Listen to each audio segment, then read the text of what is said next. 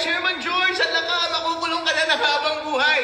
Then nagsampa kami sa'yo ng mahigit na 50 milyong counts ng cybercrime. Dahil sa lahat ng iyong mga ginawang kalokohan noong nakaraang eleksyon. Ang specific crime po na isinampa namin lamang sa kanya ay system interference. Yan po ay nasa ating Cybercrime Prevention Act. Ano po ba ang ibig sabihin ng system interference? Kapag gumamit ka ng software na hindi authorized, kapag gumamit ka ng equipment na hindi authorized, at kapag minanipulate mo yung mga data na hindi authorized. Ano ba yung mga ginawa ni Chairman George at kanyang mga kakampi sa COMELEC noong nag-interfere sila ng ating computer systems noong eleksyon? Number one, ang authorized po ng batas na gamitin sa ating automated counting machine ay yung na-audit.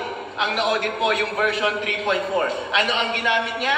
Version 3.5. Meron bang system interference? Meron po! Yes! Pangalawang system interference ay nung gumamit sila ng intermediary server through data center 3 nung nag-transmit yung mga automated counting machines papunta sa mga transparency server. Ano po ba ang sabi ng batas? Dapat diretso yung transmission ng election results mula sa bawat automated counting machine papunta sa mga servers ng transparency server. Wala dapat manipulation.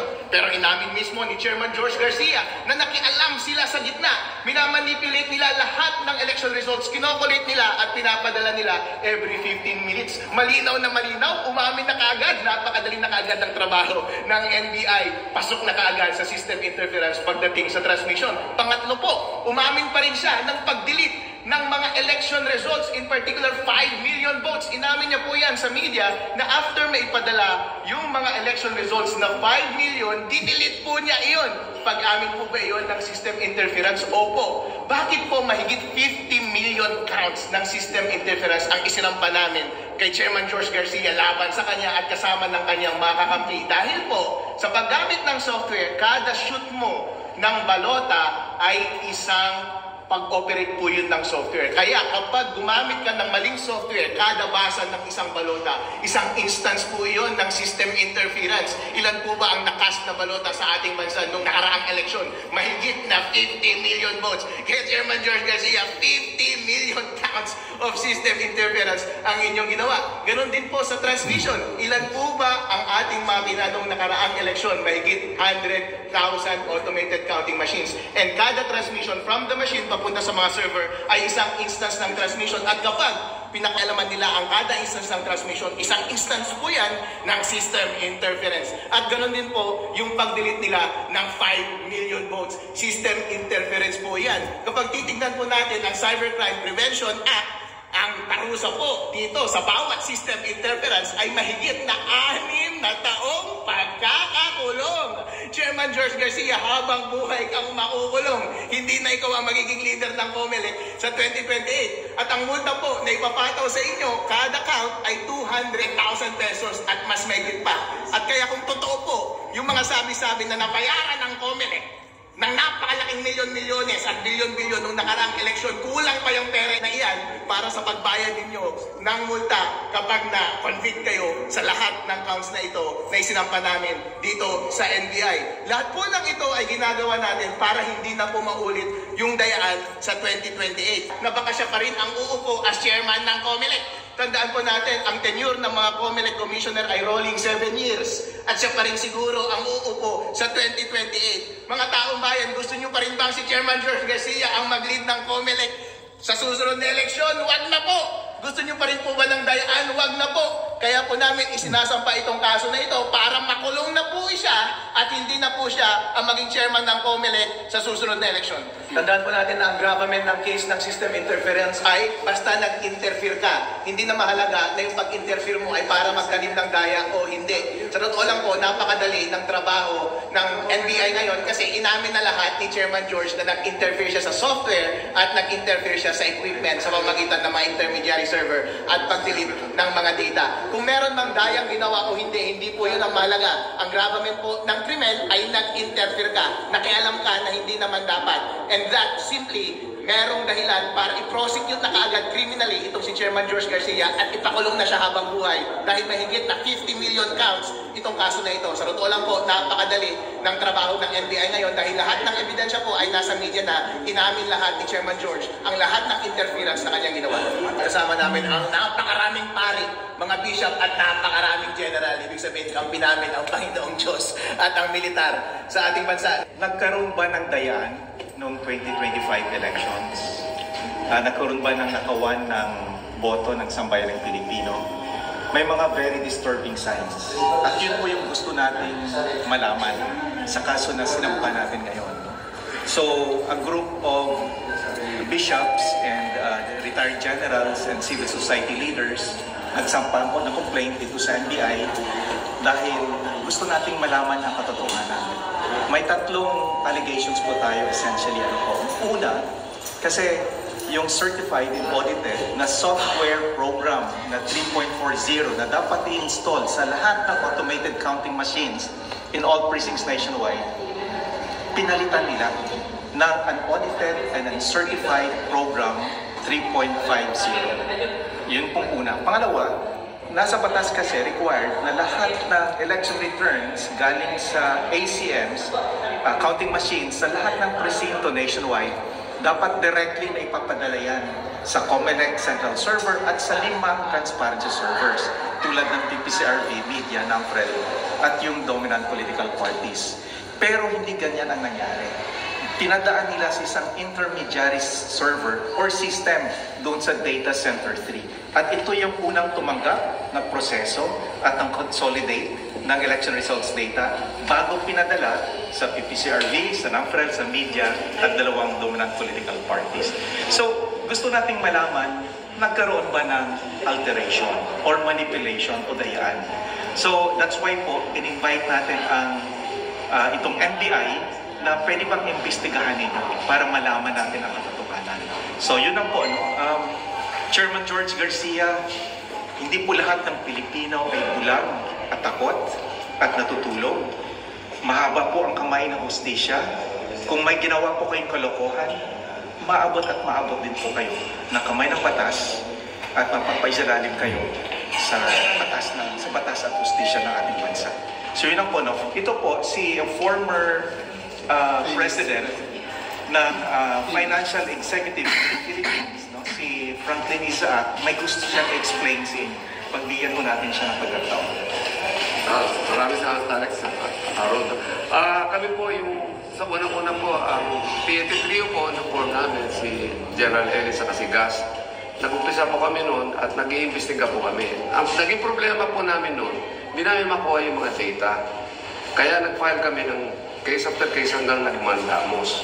Hanggang sa Mandamus 1 and Mandamus 2, hindi po kami sinasagot ng COMELEC. Kaya po, nandito kami, tulong po nitong ating mga abogado, that we should now file dito sa NBI po para sila na mismo ang mag-imbestiga. At makuha sana at ma-validate po yung prosesong binabanggit kanina ni Alex dito, that the process itself can really be audited by the NBI po. Yan po inaasahan namin dito. Pag nagawa po nila yan at lumabas ang katotohanan, na po ang magiging resulta. Kaya itong ating mga marami po kami dito at naniniwala po kami na hindi na dapat maulit yan sa 2020. Yan lang po. Sir? Are you also asking for a recount? Kasi kanina we are not asking for a recount. We are not asking for the nullification of the results of the 2025 elections. We just want to establish meron bang nagkaroong dayaan, manipulation, alteration of the electoral results. No? We just want to establish kung merong criminal culpability yung COMELEC. No? So that's why we're inviting NBI to make this investigation. In the hypothetical situation na yung inyong suspicion ay ma-confirm in the investigation, we're just speaking in conjectures here. Now that you're saying that you're not asking for a recount or nullification of the results, exactly, bukod sa pag-determine ng criminal liability, sabihin na natin dun sa mga inireklamo ninyo, ano yung nakikita ninyong implications nitong complaint ninyo and the investigation that is ensued? We're taking it one step at a time. Itong sa NBI, ang kanilang mandate and jurisdiction is only up to the investigation and criminal prosecution. I don't think they don't have in their mandate for the nullification of the results. So hanggang doon na muna tayo. So we're taking it there one step at a time. But we are also preparing that pag nag-convene itong 20th Congress at nagkaroon na ng panibagong Senate Committee Chairperson, yung Electoral Affairs and Reforms Committee sa Senado will be asking for a Senate investigation on this so that we can present all our allegations and complaints. We just want you to comment on this statement from the COMELEC regarding this complaint because I understand this was announced beforehand. I'll just read the exact statement. Bukas po tayo sa kahit anong investigasyon ng pagsusuri patungkol sa nagdaang halalan. Pinagkakatiwalaan po ng sambayanan ng NBI at ganoon din po kami sa komisyon.